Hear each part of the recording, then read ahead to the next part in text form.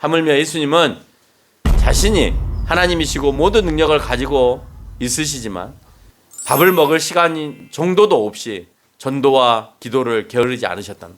하나님이 왜 기도를 해요? 하나님이 왜 전도를 해요? 오늘 예수님이 성령을 통해서 모든 사람을 다 믿게 해라. 성령에게 부탁하면 성령이 다 그 마음에 가서 다 믿게 해버리면 끝나는 거예요. 그러나 우리를 만드실 때 우리의 의지도 하나님께서 허락하셨잖아요. 그래서 성령이 말씀하실 때 그 의지를 발동하여서 움직이게 하시는 것이다 라고 하는 것입니다. 예수님께서 하신 것처럼 복음은 우리의 절대적 사명입니다. 그러나 그 일은 성령을 통해 이끌려져야 하기 때문에 우리의 변화와 영적인 싸움의 능력을 가져야 합니다. 그러기 위해서 우리에게 필요한 것은 기도이고, 예수님은 그래서 우리에게 기도하기를 원하고 계시고 기도해야 된다라고 말씀하시고 기도하셨습니다.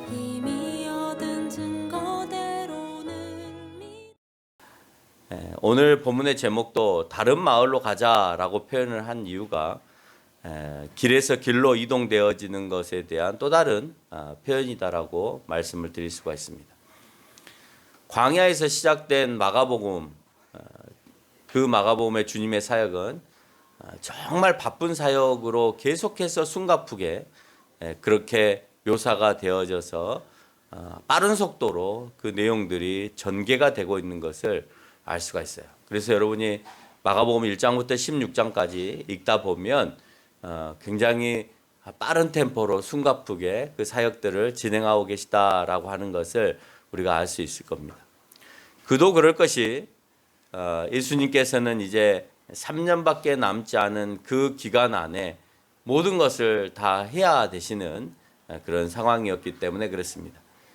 그러면 예수님 좀 일찍 시작하셨으면 좋았을 텐데, 성경은 때가 참에 그 때를 기다려서 오늘 일을 하고 계시다라고 하는 것입니다. 우리는 복음을 전하기 위해서 바쁘냐라고 하는 것을 한번 물어볼 필요가 있겠죠. 예수님은 복음을 전하기 위해서 바쁘셨는데 우리는 복음을 전하기 위해서 바쁘냐? 서두에서 예수님이 한 3년쯤 최선을 다해서 하셨으니까 우리도 죽기 한 3년쯤 열심히 복음을 전하다 죽으면 되겠죠 라고 말하는 사람이 있을지 모르겠어요. 여러분은 예수님이 아니시기 때문에 예수님은 그 시와 그 때를 알아서 그때 해야 되기 때문에 예수님의 사역은 복음을 전하기 위해서, 모든 사람에게 복음을 전하기 위해서가 아니라 복음을 실현하기 위해서 오신 분이에요. 그러면 그의 제자들이 그 모습을 보고 예수님을 통해서 우리가 죄사함을 받고 예수님을 통해서 우리가 예수님처럼 부활하게 되었습니다라고 하는 증거적 삶을 살게 된다는 겁니다. 그래서 우리는 제자들의 모습을 봐야 되죠. 그 제자들의 모습은 오늘 예수님을 만나자마자 계속해서 복음을 전하는 일을 하시게 되었다. 다른 말로 표현하면 여러분이 예수님의 제자고 예수님을 만나셨다면 그때부터 복음을 전하셔야 된다라고 하는 것이 성경적 사명이다라고 하는 겁니다.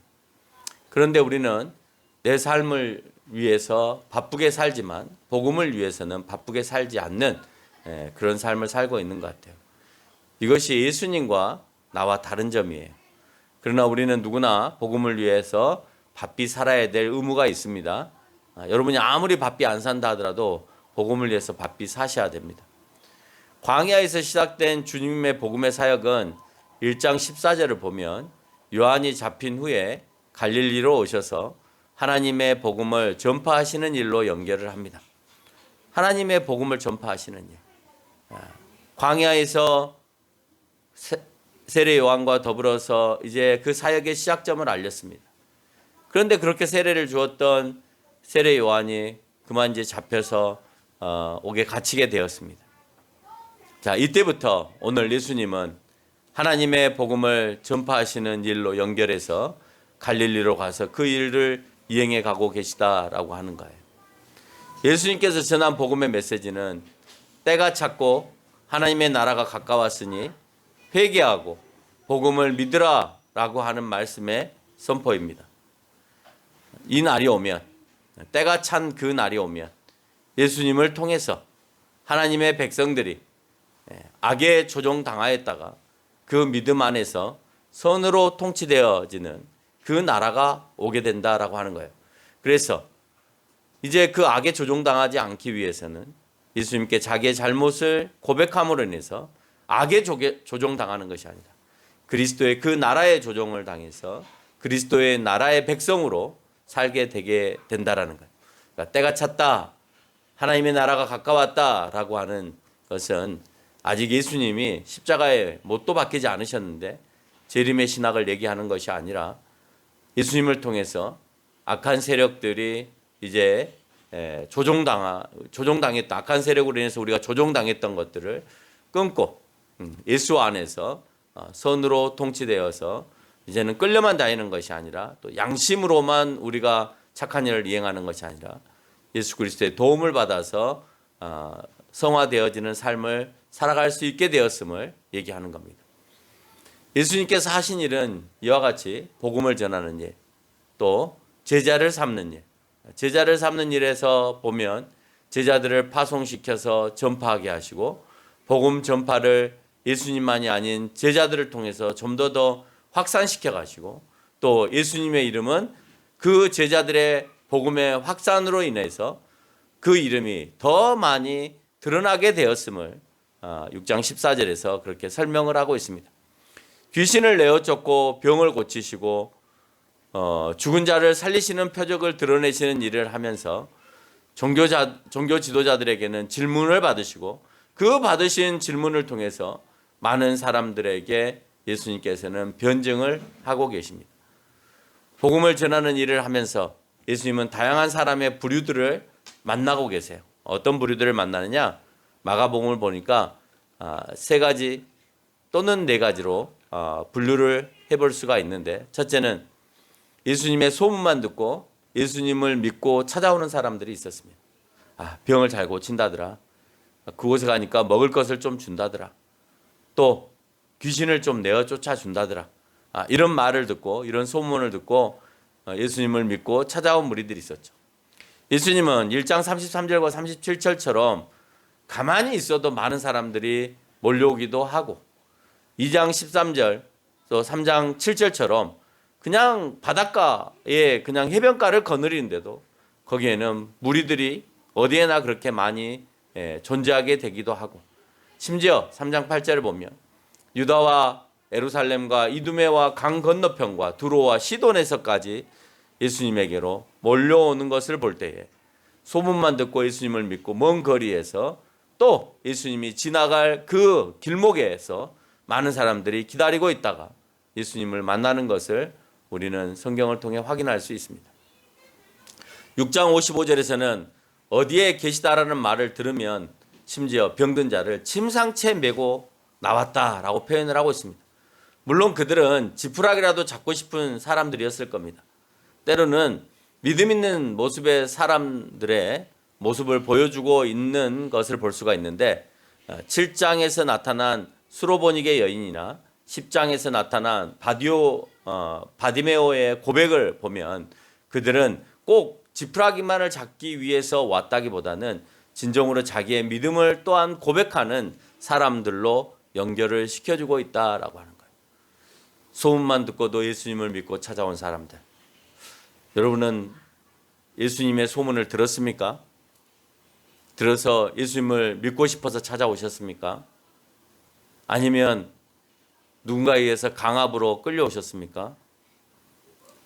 여기에 제가 봤을 때는 3분의 1은 강압으로 끌려서 이 자리에 앉으셨고 그것으로 시작되어진 것 같아요. 근데 오늘 이런 부류가 되지 못하면 그 다음에 있는 부류들이 아마 우리에게 속한 부류일 수 있다라고 하는 거죠. 두 번째는 소문을 듣고도 예수님을 믿지 않는 사람들이 있었습니다. 예수님과 제자들의 사역을 싫어하는 한 부류가 있었는데 3장 21절과 6장 1절로 3절에서 보면 예수님의 고향에 있는 그의 친척들이었습니다. 예수님의 친척들이 듣고 그를 붙들어 나왔어요. 그리고 그가 미쳤다라고 표현을 하고 있습니다. 6장 1절로 3절에서도 보니까 예수님의 제자들의 그 친척들이 내가 너희들의 누이들과 같이 살고 있지 않느냐, 내가 너희와 다를 바가 뭐가 있느냐라고 얘기하면서 그들이 복음 증거하는 것에 대해서 별로 좋아하지 않는 그런 모습을 발견하죠. 믿음으로 이적과 표적을 경험한 사람들은 그 사건을 통해서 믿음이 더 강해집니다.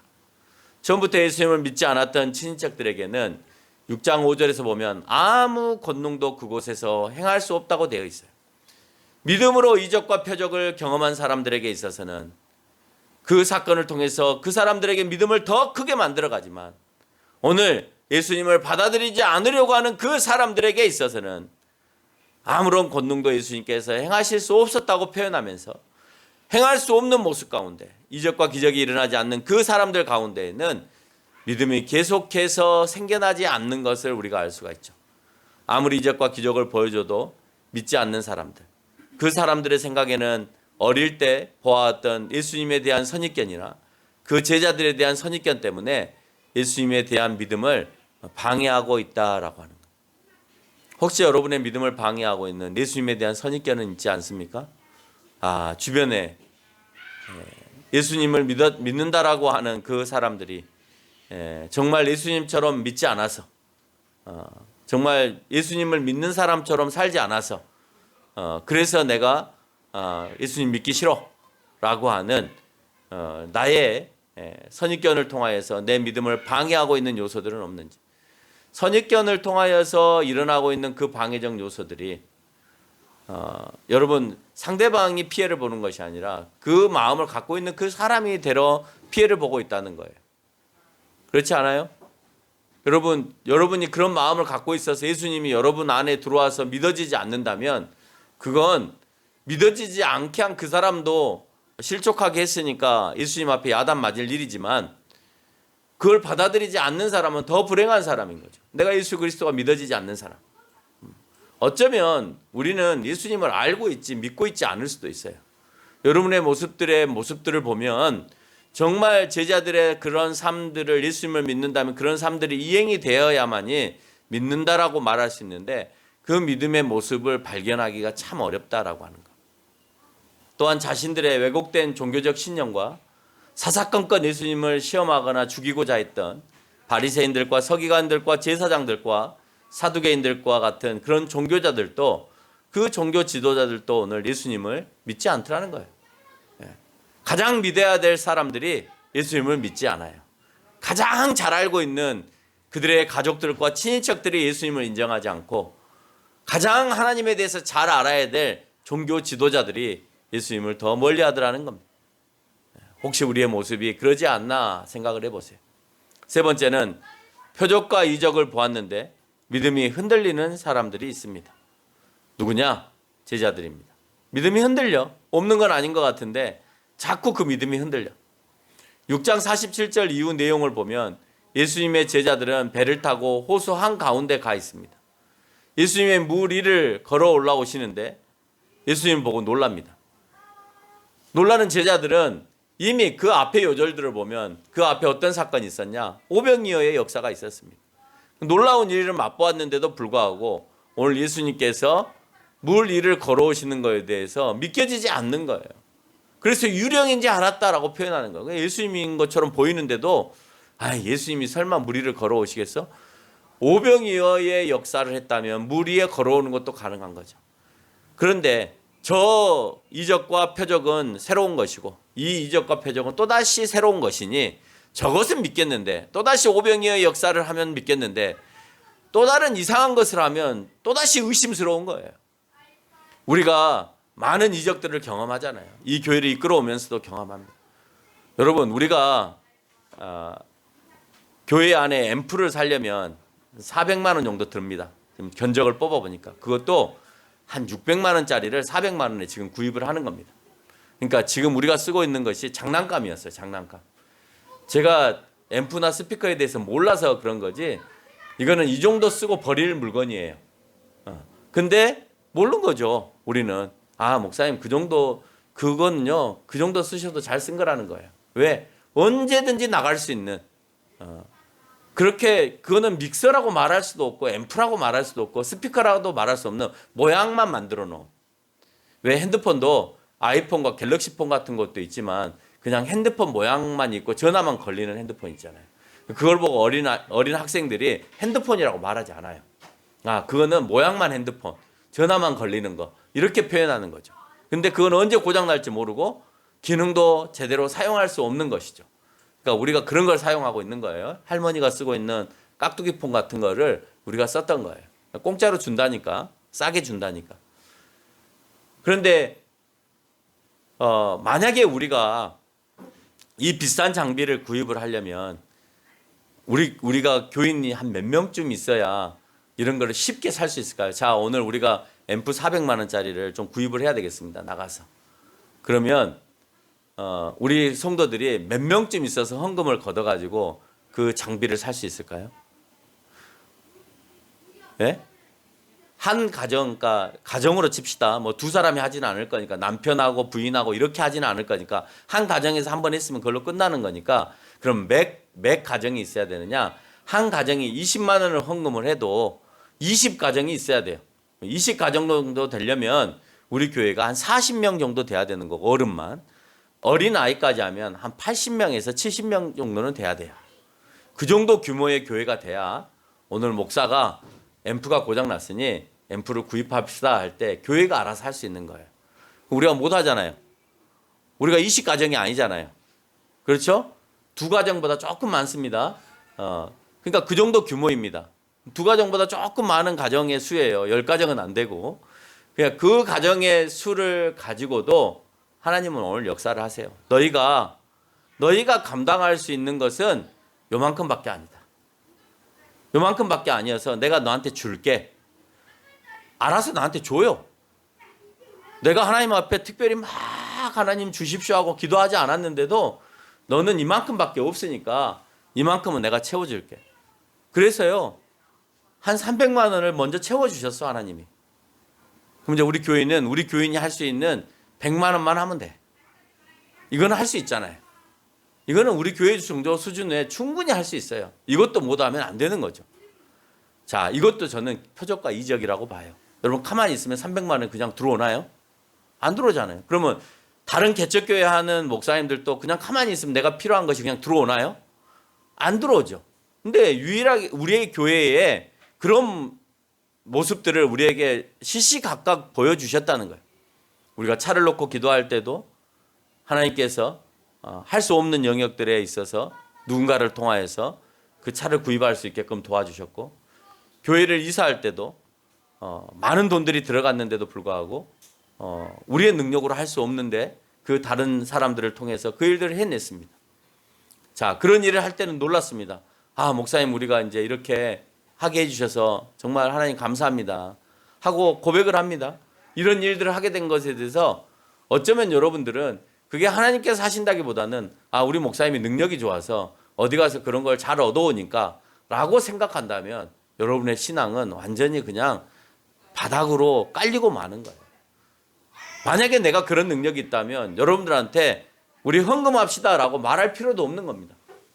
그렇잖아요. 내가 알아서 기도해서 내가 그걸 다 걷어들이면 될 거 아니에요. 하나님이 알아서 주시게끔 그렇게 하면 될 거 아니에요. 근데 나에게도 그런 능력이 없다는 걸 알고 있기 때문에 여러분들한테 의탁하고 기도하는 가운데 때로는 하나님께서 그만큼 채워주시고 또 부족한 부분에 있어서 다 채워지지 않은 부분에서는 우리에게 하게끔 하시는 그 모습을 우리에게 보여주고 있다는 거예요. 오병이어의 역사가 이미 맛보였습니다. 예수님께서 엄청난 이적을 해가셨는데도 물 위를 걸으시는 예수님이 믿어지지 않는 거예요. 그래서 6장 52절에서 무엇이라고 말씀하고 있냐? 그들이 떡 떼이던 일을 깨닫지 못하고 도리어 마음이 둔화해졌다라고 표현하고 있습니다. 그때 봤음에도 불구하고 오병이어의 역사를 봤음에도 불구하고 그 일을 깨닫지 못하고 오늘 예수님이 물 위를 걸어오는 거에 대해서 둔감해 있는 거예요. 그 일을 예수님이 어떻게? 그 일을 못하면 오병이어의 역사도 못하죠. 어떻게 떡 5개와 물고기 2마리로 5,000명을 먹이고 4,000명을 먹입니까? 못 먹입니다. 근데 봤음에도 불구하고 믿지 못하는. 그래서 표적과 이적을 보았는데 믿음이 흔들리는 또 한 부류의 사람들을 우리가 발견하게 되는 거죠. 그 단계를 8장 33절로 34절에서 예수님처럼 하나님의 일을 하는 사람은 자기를 부인하고 자기 십자가를 지고 나를 따르는 자가 하나님의 일에 동참하는 자이고 진정한 제자의 자리에 있는 것이다 라고 표현을 하고 있습니다. 여러분, 나를 부인해야 돼요. 내가 아직도 내 안에서 살아있으면 그러면 예수님의 일을 하지 못해요. 나는 뭐를 해야 되고 나는 어떻게 해야 되고가 살아있으면 아무것도 하지 못하죠. 내 가족을 먹여야 되고 내가 이 정도인데 이런 일을 해야 되고 내가 이 정도야. 이런 마음들을 가지고 있으면 예수님의 일을 어떻게 합니까? 그 일을 어떻게 감당합니까? 이 일을 어떻게 합니까? 할 수 없는 겁니다.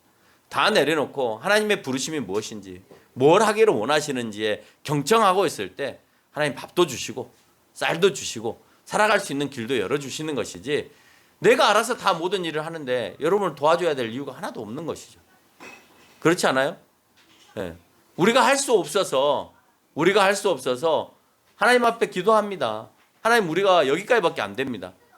만약에 내가 능력이 없어서 이 모든 것을 고칠 수 없다면 그럼 육성으로 하겠습니다.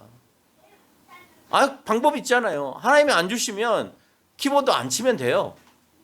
안 치고 하죠 뭐. 그러니까 다 들려요.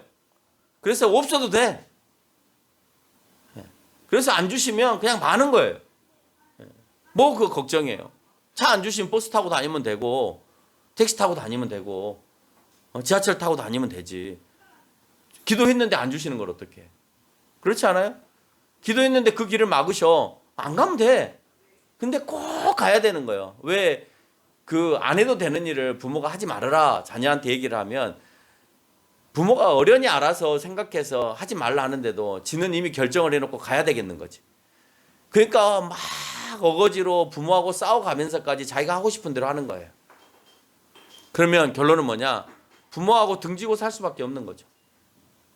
그렇지 않아요? 가지 말라는 길을 갔으니 그래서 문제가 발생했으니 그 다음부터는 등지고 살아야 되는 거예요. 그런 사람들이 너무나 많죠. 예. 그러니까 우리가 말하는 것들은 그런 겁니다. 내가 기도해야 됩니다. 그러나 때에 따라서는 내 뜻대로 하는 거 아니에요. 하나님의 뜻이 뭔가를 물어야 돼요. 내 뜻은 마이크도 사고 싶고 앰프도 사고 싶고 다 사고 싶죠. 키보드도 사고 싶고 다 건물도 한 100평쯤 얻어서 교회도 좀 크게 하고 싶고 다 하고 싶죠. 근데 하나님이 너는 거기까지야. 그거에 욕심내지 마. 거기까지 할 필요가 없어. 그러면 그냥 멈추는 거예요. 근데 우리는 자꾸 내 의를 발산을 시켜서 내가 뭔가를 하기를 원하는 거라는 거예요. 사실 우리가 원하는 것은 다양한 것 많은 것들을 하기보다는 하나님의 일에 내가 동참하느냐 동참하지 않느냐예요. 앰프가 없어도 여러분이 복음 전하는 일에 최선을 다하고 계시면 나는 더 멋질 것 같아요. 이와 같이 반대로 예수님을 따라다니는 제자들이 아닌데도 불구하고 어떤 사람들은 예수님의 이름으로 귀신을 내어 쫓고 있는 일도 있었어요. 제자가 아닌데 예수님을 따라다니는 사람이 아닌데 예수님의 제자들이 소문을 들으니까 어떤 사람들이 귀신을 내어 쫓는다라고 9장 38절에서 얘기를 하고 있는 거예요. 그래서 이 사람들은 귀신의 능력으로 쫓는 거 아닙니까? 그랬더니 내 이름으로 쫓는 거니까 가만둬라라고 얘기를 하는 거예요. 네 번째는 소문을 듣고 따라오지만 결국 떠나는 부자 청년과 같은 사람이 있었습니다. 소문을 듣고 따라와요. 근데 떠나요. 제자들은요.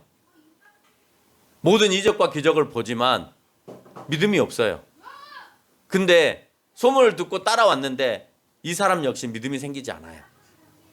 여러분은 지금까지 네 사람의 분류 가운데서 어느 부류의 사람들이냐라고 하는 거예요.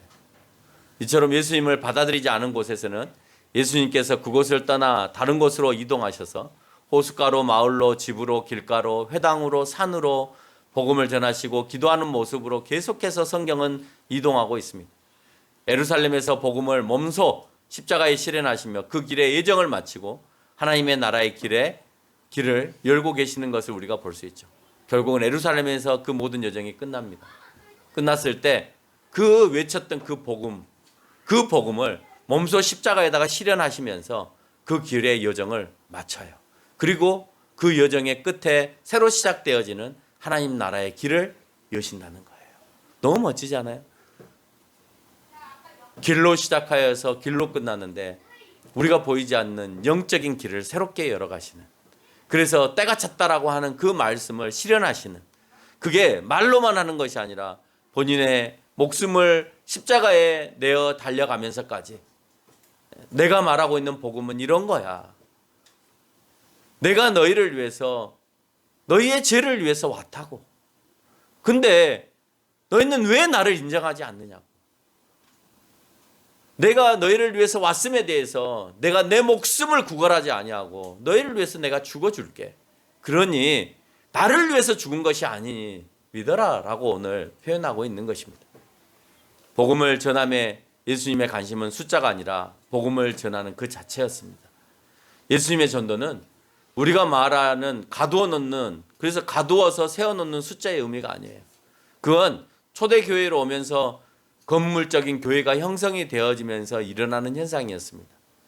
그거의 병폐가 사람들은 그 안에 가두어 놓으니 욕심이 생기고 그 욕심이 생겨서 물량화 또 숫자화 계량화 이렇게 하면서 너희 교회 몇 명이야? 몇 명이나 나와? 이것에 관심을 갖는 시기가 되어버렸다는 거예요. 아마 예수님도 당신을 믿는 사람이 몇 명이고 당신을 따르는 제자들이 몇 명이냐 그러면 과히 그렇게 많은 사람들이 아니었기 때문에 하나님 같은 능력을 가지고 계심에도 불구하고 대단한 능력이 아닌 거죠. 여러분 12명의 제자 외에 50명의 성도들이 있었다 하더라도 3년 만에 1000명도 만드는 사람도 있잖아요. 그 사람은 예수님보다 더 능력이 탁월한 거야. 그렇지 않아요? 네. 13장 10절에서 보면 예수님의 심정을 잘 드러내는 복음이 있는데 그 복음이 뭐냐? 복음은 만국에 전파되어져야 된다라고 표현하고 있다는 거예요. 예수님이 원하시는 거예요. 우리에게. 어떻게? 복음이 만국으로 전파됐으면 좋겠다. 그럼 가만히 있으면 전파가 되느냐? 물론 가만히 있어도 예수님께서 알아서 전파하실 거예요. 그러나 우리를 통해서 전파하기를 원하고 계시다라고 하는 겁니다. 부활 이후에 제자들에게 나타나서 16장 15절로 18절에서 한 번 더 말씀하시는데 온 천하에 다니며 만민에게 복음을 전파하라는 것입니다. 이 일을 예수님께서 하신 것처럼 너희도 목숨을 아끼지 않고 믿음으로 할 때에 예수님처럼 그 권능이 나타날 것임에 대해서 말씀하고 있습니다. 믿음을 가지고 복음을 전하면 그 가운데 능력을 주시는 거예요. 다른 데에서 능력이 나타나지 않아요. 우리는 자꾸 복음을 전하지 않는 다른 일에 있어서 복음이 나타나는 것처럼 보여지는데 마가복음에서는 예수님이 됐든 아니면 제자들이 됐든 복음을 전하고 자기의 의를 드러내지 않는 곳에서 이적과 기적이 일어났지, 자기가 드러나고 자기가 잘난 척하고 믿음 없는 좀 더 두렵고 내가 다른 사람에게 무서움을 느낄 때는 믿음이 사라져서 이적과 기적을 표현하지 못하는 그런 때도 제자들의 모습 속에서 나타나더라라고 하는 겁니다. 예수님께서 음식을 잡수실 겨를도 없이 사람들이 몰려온 이유는 복음 때문이었습니다. 표적과 기적과 복음 때문이었습니까? 아니면 표적과 기적과 이적 때문에 사람들은 몰려왔습니까? 그럼 무엇 때문에 몰려왔어요? 몰려온 이유는 복음 때문에 몰려온 게 아니에요. 몰려온 이유는 표적과 이적과 기적 때문에 몰려옵니다. 그걸 얻기 위해서. 여러분 혹시 예수님께 몰려온 이유가 복음을 듣기 위해서 몰려옵니까? 예수님을 믿으면 뭐가 좀 잘 된다니까, 뭐가 좀 풀린다니까, 뭘 좀 낫게 한다니까 그래서 오십니까? 아니에요. 제자들도 오래 살려고 마음먹으면 다 오래 살아야 되는데 다 단명했어요. 늘 내가 얘기하잖아요. 예수님의 제자 가운데 사도 요한을 빼놓고 오래 산 사람 누가 있어요? 하나도 없습니다. 그런 축복 안 주세요. 그걸 축복이라고 생각하면 여러분들은 하나님 나라에 대해서 무시하는 거예요. 그렇잖아요. 하나님 나라 가는 게 축복이라며요. 근데 오래 사는 게 축복이라고 한다면 그러면 하나님 나라를 무시하는 거죠. 하나님 나라를 몰랐던 아브라함은 오래 사는 게 축복이었을 수 있어요. 그러나 우리는 이미 하나님 나라에 대해서 예수님께 들었잖아요. 그리고 그것은 평안이 있고 죽음이 없고 영원히 사는 것이라고 믿었잖아요. 근데 우리는 거기는 그것이 좋은 것이라고 알면서 그곳을 가고 싶어 하지는 않아. 이곳이 더 좋아. 똥밭에 굴러도 여기에 있는 것이 더 나아. 그래서 다 자꾸 여기에만 관심을 갖고 여기에만 신경을 쓰고 있는 거예요. 무엇으로 몰려오던 주님은 그들에게 복음을 전하는 일을 쉬지 않았습니다. 그래서 우리 전도사님에게도 복음을 전할 때 무엇을 주는 게 중요한 게 아니라 결국 우리는 복음을 전해야 된다. 주는 건 도구가 될 수 있다. 예수님도 표적과 이적을 통해서 했기 때문에 표적과 이적을 통하여서 복음을 전한 것처럼 우리도 그 아이들에게 필요한 것들을 주면서 복음을 전해야 되는데 주는 것으로만 끝나버리면 복음이 전해지지 않는다. 그러니까 우리는 자꾸 복음을 전하기 위하여서 표적과 이적도 감당해야 된다라고 얘기를 해야 된다는 겁니다. 사람들은 예수님의 이적과 기적과 표적에 관심이 많았습니다. 심지어 8장 11절에 보니까 바리새인들도 이 표적에 관심이 있어서 표적을 우리에게도 주라라고 예수님을 비꼬면서 얘기를 합니다. 근데 예수님께서는 절대 너희에게는 안 줘라고 얘기를 하고 계세요. 너희에게는 안 줘. 너희가 나를 지금 테스트해 보려고 하지만 나는 그냥 차라리 테스트 당할지언정 너희에게는 안 줘.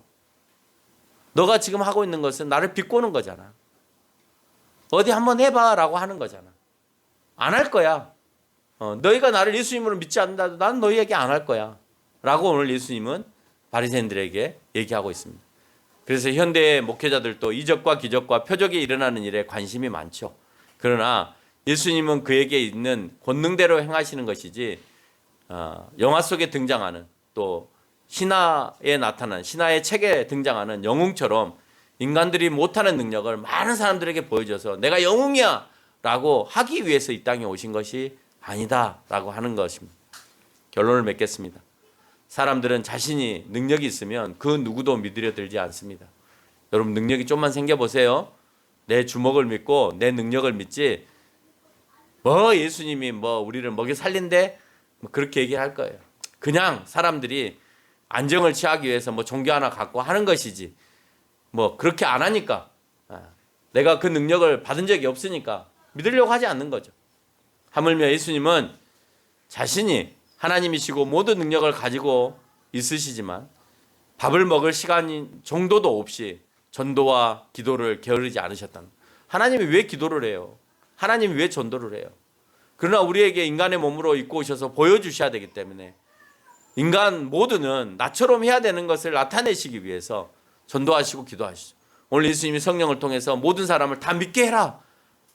믿게 해주세요 라고 성령에게 부탁하면 성령이 다 그 마음에 가서 다 믿게 해버리면 끝나는 거예요. 전도도 할 필요도 없고 기도도 할 필요도 없는 거예요. 그러나 우리를 만드실 때 우리의 의지도 하나님께서 허락하셨잖아요. 그래서 성령이 말씀하실 때 그 의지를 발동하여서 움직이게 하시는 것이다 라고 하는 것입니다. 그래서 항상 전도와 기도를 게을르지 않았다. 기도까지도 게을르지 아니하시는 하나님, 이 내용을 4번에 걸쳐서 그렇게 설명을 하고 있습니다. 인간의 몸을 입고 오셨기 때문에 성령의 사역에 이끌림을 받으십니다. 제자들도 그랬습니다. 그러나 그렇게 하지 않으므로 능력이 발휘되지 않는 사건들이 발생하기도 합니다. 이때 예수님께서는 그 이유를 9장 29절에서 기도 외에는 다른 것으로는 어떤 종류가 나갈 수 없다라고 말씀하고 있습니다. 역시 기도를 쭉 앞에서 설명하였다가 마지막에 가서 기도에는 다른 것으로는 어떤 근원도 종류가 여기서는 나갈 수 없다 그랬는데 그 종류라는 말은 근원이 나갈 수 없다라고 하는 표현이 나는 거예요.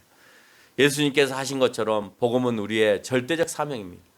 그러나 그 일은 성령을 통해 이끌려져야 하기 때문에 복음 증거에는 그 안에 나타나 있는 능력을 위해서 우리의 변화와 영적인 싸움의 능력을 가져야 합니다. 그러기 위해서 우리에게 필요한 것은 기도이고 예수님은 그래서 우리에게 기도하기를 원하고 계시고 기도해야 된다라고 말씀하시고 기도하셨습니다. 여러분 그것을 기억하시면서 살아가는 저와 여러분이 되시기를 바랍니다.